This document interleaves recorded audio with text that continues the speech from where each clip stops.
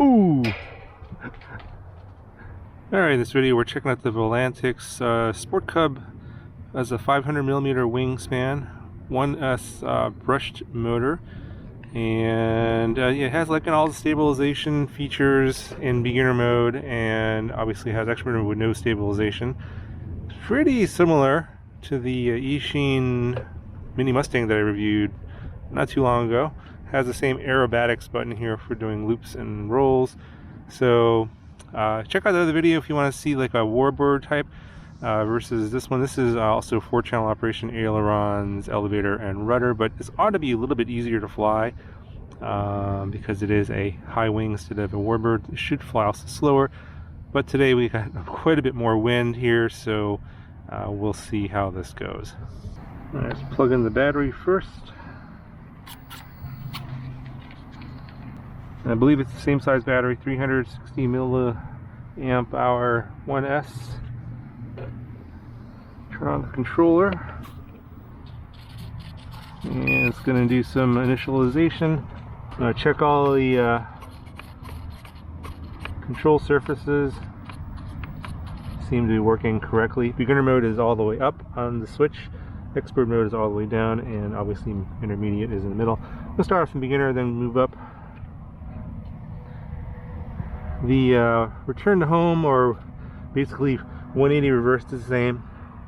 You have to long press the top throttle trim button, but you have to arm the throttle first by raising the throttle all the way up. Here are 2 beeps, and we're going to press the RTH button.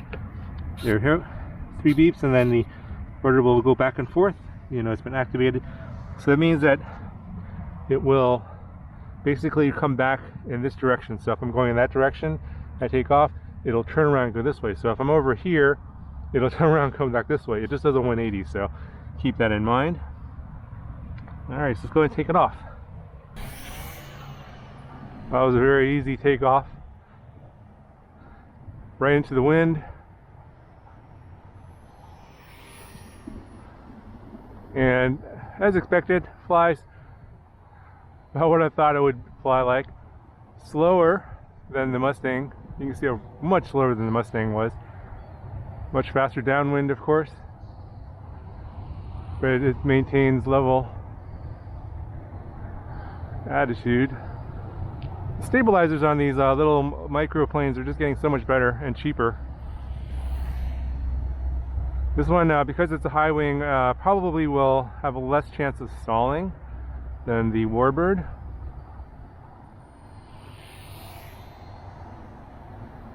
So this has all been aileron turns here, no rudder.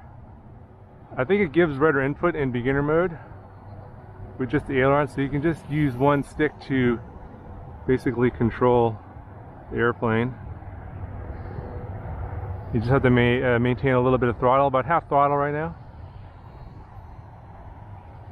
Alright, so I'm going to try the Aerobatics button. I'm going to get a little more height, and you basically just press the button, it'll start beeping. I'm going to get some speed together, and just do a little loop here. So you want to do that into the wind. I'm going to try and get a little higher. I'm going to try to roll this time. A little more speed. So it's you saw how long it took to roll over. So you're going to have a lot of height there, otherwise you're going to go right into the ground. That's why I was so high up. It has to do with the fact that these control surfaces are just so small and doesn't have a lot of throw. You could possibly do some manual adjustments, but I think a lot of beginners aren't going to be able to know how to do that. As I said in the other video, I'd recommend just sticking to beginner or intermediate mode. Expert mode is probably going to be pretty wonky. Let's just put it into intermediate mode here, and then you can see, wow, it turns much quicker.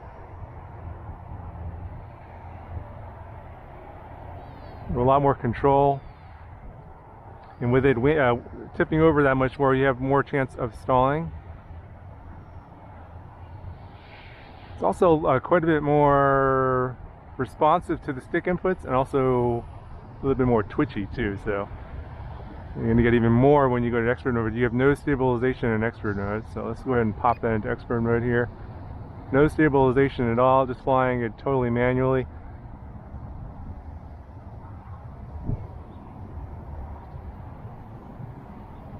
So you can do a lot more tricks.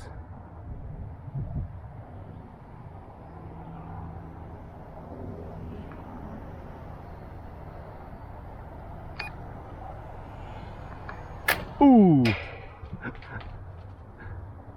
Forgot there was a covering here, so we'll see how it handles the crash. So the propeller popped off. This is by design, but it looks like I broke part of the propeller. There's a spare prop. It's going to be a little unbalanced now. I should be able to just stick it back on. A little bit of the nose got squished in a little bit, but this is a propeller saver design. It's supposed to pop off, so let's go ahead and just pop this back on. There we go. And it looks like it's spinning okay. Forgot that there was this covering over here to my left. Let's go ahead and take it off again. And I'll just take it off in the intermediate mode. Looks like I broke the gearbox. So that's the thing about these planes with the motor in the front. You can see that the little gearbox popped off there. So, or there's a little gear that goes on the motor, so that's why the prop isn't spinning. That seems to have popped off. Let me go see if I can find it.